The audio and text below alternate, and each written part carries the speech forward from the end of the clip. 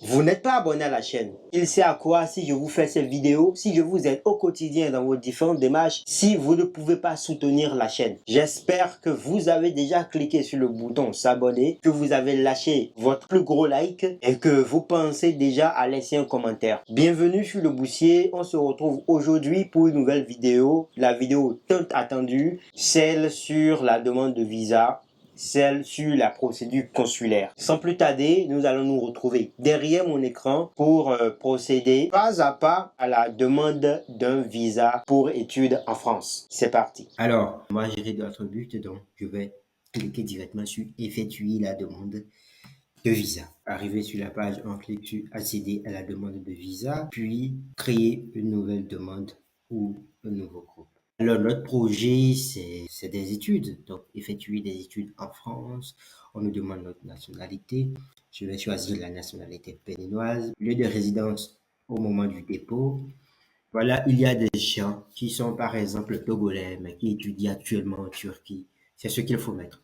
Le lieu de résidence, ce n'est pas votre nationalité. Là où je dois faire ma demande, c'est Cotonou. Type de visa, visa long séjour. Je rappelle que pour études, il faut nécessairement mettre un visa long séjour parce que les visas court séjour sont généralement pour le tourisme, pour les stages d'été. Destination principale du séjour, France métropolitaine ou territoire d'outre-mer. Les territoires d'outre-mer sont tout ce qui n'est pas dans l'hexagone. L'hexagone, c'est l'idée qu'on a de la France en général. Mais la France, ce n'est pas que ça. Il y a également les territoires d'outre-mer, donc la Guadeloupe, la Guyane, la Martinique, Mayotte, etc., etc. Donc, ce n'est pas parce que vous allez étudier en France que vous irez forcément en métropole. Mais pour notre vidéo, nous allons choisir la France métropolitaine.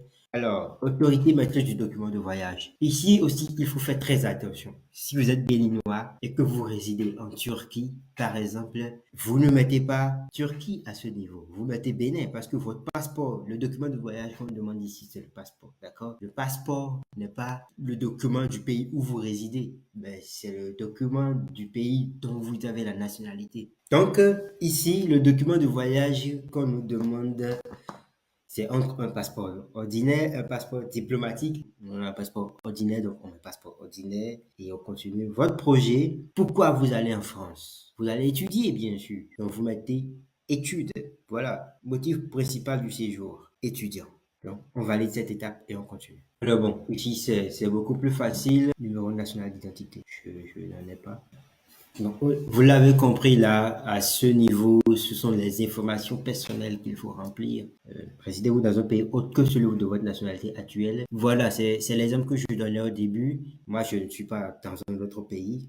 Je suppose que je suis au Bénin actuellement, donc c'est non pour moi. Rejoignez-vous, voyagez, vous, avec un membre de famille ressortissant français, mettez non. Des membres de votre famille résident-ils en France? Ben, personnellement, c'est non. Mais si c'est votre cas, pourquoi pas? Alors, activité actuelle. Moi, je suis étudiant.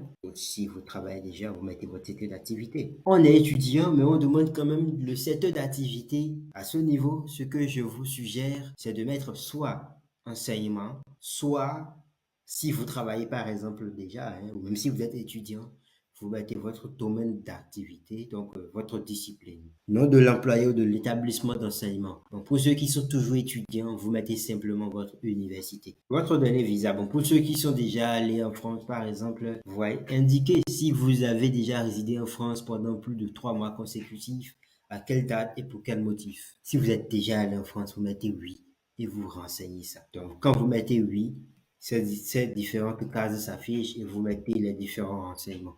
Si vous êtes allé en France pour du tourisme, par exemple, pour un stage, etc., vous les renseignez. Mais si comme moi, vous n'êtes jamais encore allé en France, vous mettez non et vous continuez.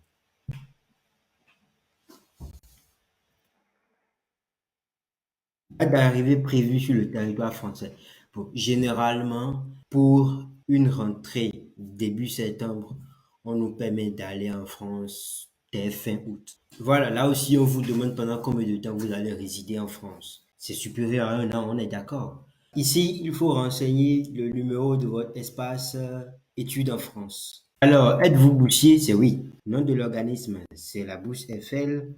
Si vous ne trouvez pas ça dans leur liste, vous mettez Bourse du gouvernement français. Si vous ne le trouvez toujours pas, il faut mettre Campus France. Et on continue. Alors, l'adresse de Campus France, Paris, 28 rue de la Grange Auberge. Alors, le montant de la bourse, c'est 1181 euros. Voyagez-vous avec des membres de votre famille, c'est non. Votre passeport doit être valide au moins 3 mois après votre sortie de l'espace Schengen. Quelqu'un me demandait la dernière fois s'il était nécessaire de renouveler son passeport qui expirait dans peu de temps. S'il y a suffisamment de temps pour répondre à cette exigence-là, vous n'êtes pas obligé, mais moi, je lui avais conseillé de renouveler son passeport. Moi, mon passeport est toujours valide, donc je mets oui. Alors, c'est la partie la plus intéressante de la demande. Personne ou organisme d'accueil. Vous mettez une entreprise, une organisation ou un établissement d'accueil. Ici, vous remplissez Campus France. Normalement, à ce niveau, vous avez déjà votre gestionnaire, d'accord, et vous mettez son nom et ses renseignements. Mais puisque jusque-là, vous n'avez encore rien, on va directement mettre on va remettre les informations qu'on a mises un peu plus haut, parce que de toute façon, c'est une personne de Campus France qui ira vous retrouver. Vous pourriez également mettre les informations de votre responsable de formation. Moi, c'est ma responsable de formation qui était allée me chercher avant d'arriver. Je rappelle que ce n'est pas obligatoire. N'allez pas envoyer des tonnes de mails à vos responsables pour leur demander de venir vous chercher. Ce n'est pas obligatoire du tout. Vous êtes assez grand pour vous débrouiller tout seul. Mais certains responsables sont assez gentils pour le faire. Soit à ce niveau, vous mettez les renseignements de votre responsable de formation, si vous lui avez parlé de ça au préalable, soit vous mettez les renseignements de votre gestionnaire, soit vous mettez les informations de Campus France que vous avez déjà mises un peu plus haut. Bon, normalement, là, vous devez mettre le logement dans lequel, les renseignements du logement dans lequel vous devez rester. Mais puisque juste là, vous n'avez pas encore un logement fixe, vous n'avez même pas encore de logement, et que c'est une information qu'il faut quand même compléter, voici ce qu'il faut faire. Si vous êtes à Rennes et que vous êtes assuré d'être un résident Crous à Rennes, vous allez sur Internet rechercher les informations du Crous de Rennes. Le CROSS a un siège fixe, puis il y a les résidences. Mais puisque vous ne savez pas encore dans quelle résidence vous allez rester, vous mettez les informations du siège principal. Puisque moi j'allais à Tours, je vais chercher les informations du CROSS de Tours sur Internet, adresse, numéro de téléphone. Et c'est bon. Financement des frais de voyage. Vous ne payez pas les frais de voyage par vous-même, vous payez les frais de voyage grâce à Campus France. Et là, c'est tout fait payer pendant le séjour. Tout frais payé plus numéraire, plus transport payé, plus hébergement fourni. Mais là, c'est seulement si Campus France vous paye votre logement. Bon, pas vous paye, vous réserve votre logement. Mais si c'est votre université qui vous réserve le logement, bah, vous décochez hébergement fourni. Voilà. Donc c'est bon, on va à la suite. Voilà, c'est ici qu'il faut déposer maintenant les différentes pièces dont vous aurez besoin pour votre démarche. Donc, on dit gagner du temps, la numérisation complète de votre dossier écoutera votre temps de passage lors de votre rendez-vous. C'est-à-dire quoi? Que vous n'êtes pas obligé de remplir les informations qui sont là, mais si vous le faites, ça facilite le traitement de votre dossier. Donc là, vous devez mettre une photo d'identité.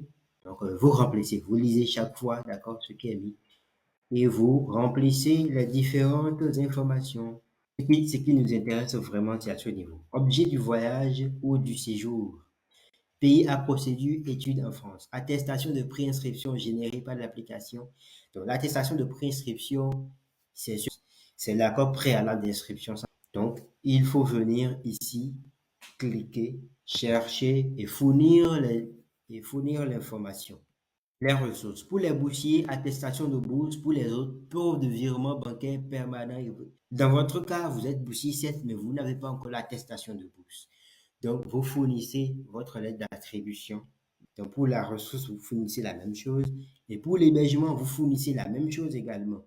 Parce que Campus France vous a permis de fournir non plus le certificat ou l'attestation de réservation, comme c'était nous, notre cas, mais ils vous permettent cette année de fournir la lettre d'attribution. Toutefois, moi, Maurice, je vous dis qu'en plus de la lettre d'attribution, il faut fournir une lettre explicative. Pourquoi fournir une lettre explicative? Parce que le consulat ou votre ambassade est souverain. C'est-à-dire quoi? Que Campus France ne va pas les forcer à vous donner le visa.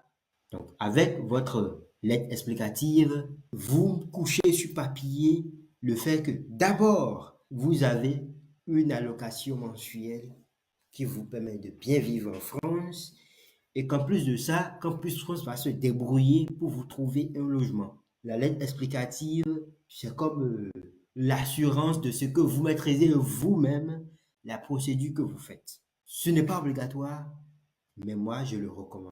Que moi, je faisais la procédure, j'avais une attestation qui prouvait que j'aurais une résidence, j'avais la lettre d'attribution qui prouvait que Campus France allait me payer de l'argent tous les mois, mais malgré ça, j'ai fourni une lettre explicative. J'étais avec une amie, elle a fourni la même lettre explicative. Ce n'est pas obligatoire, mais je vous conseille vivement de le faire. Donc, on poursuit. Je déclare que toutes les informations fournies sont correctes et complètes. Je m'engage à imprimer, signer ou faire signer le formulaire associé à chaque demande. Vous voyez, là, c'est mis validé. Maintenant, ce numéro est très indispensable pour la suite de la procédure. Parce que là, ce n'est que la demande de visa, mais il faut après faire le dépôt de la demande. Et là, ça se fait généralement à Capago, en tout cas pour les pays d'Afrique francophone. Pour les autres, je crois que c'est directement au niveau de l'ambassade ou du consulat. Donc, ce numéro, vous en aurez besoin pour la suite de la procédure. Donc, il faut bien veiller à le copier quelque part. Bon, de toute façon, ce sera sur la fiche que vous allez imprimer. Donc là, on met, oui, je déclare que toutes les informations sont correctes et complètes et on coche la case et on poursuit. Avez-vous vérifié pour chacune de vos demandes que vos données présentes dans le formulaire sont conformes aux informations que vous avez saisies? Une fois cette étape validée, vous ne pourrez plus les modifier. C'est dire quoi? Qu'à ce niveau, pour être sûr de ce que vous avez fait juste là, vous pouvez cliquer ici. Si après avoir cliqué sur cette icône de PDF là, vous constatez que toutes les informations qui vous ont été générées sont complètes et tout, alors c'est que vous êtes sur la bonne voie. Vous cliquez sur poursuivre. Oui, les informations sont correctes et on attend. Voilà. On vous met que vous devez payer 99 euros, soit blablabla. Mais bon, ça ne s'applique pas parce que vous êtes boursier. Vous n'allez pas payer ça.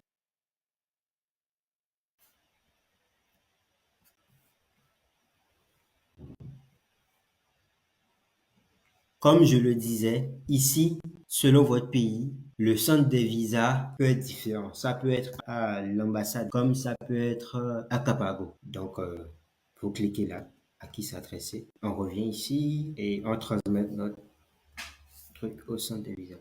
Votre demande est maintenant terminée. L'accès au formulaire de demande et au récépissé imprimé peut prendre quelques minutes.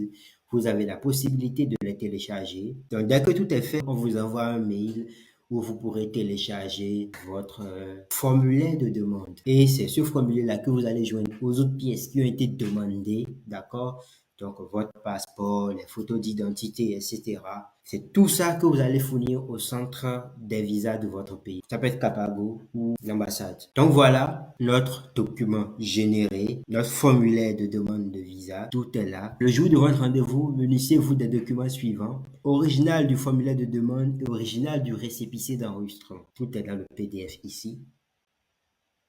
Donc, en gros, il y a deux documents en un. La demande de visa pour un long séjour et le récépissé. Ces deux documents, vous allez les ajouter aux autres documents que vous avez fournis sur la page France Visa pour avoir ce document-ci. Voilà, c'est fini. Vous devez vous acquitter des frais de dossier et des éventuels frais de service. Vous ne payez pas les frais de dossier, mais vous pourriez payer les frais de service. Les données biométriques seront collectées. Ça, vous le faites à l'agence Capago ou à l'ambassade. Voilà, c'est fini. On est au thème de cette vidéo. Je vous souhaite bonne chance pour la suite de la procédure. Vous avez 99% de chance d'avoir le visa. Tout va bien se passer. Veillez à faire les choses telles qu'il faut. Ne cherchez pas des raccourcis. Ne cherchez pas des cas particuliers. Oh, j'ai mon ami, lui il avait fait ça en telle année. Oh, j'ai tel autre ami, il était bouché aussi, il a fait ça. Évitez les cas particuliers, s'il vous plaît. Faites ce qui est exigé pour tout le monde. On vous demande un document. Faites-le. Ne dis pas. Ouais, c'est pas ce que le Boussi m'a dit, c'est pas ce que Maurice m'a dit. Non, évitez ça où que vous soyez. La paix sur vous. Ciao.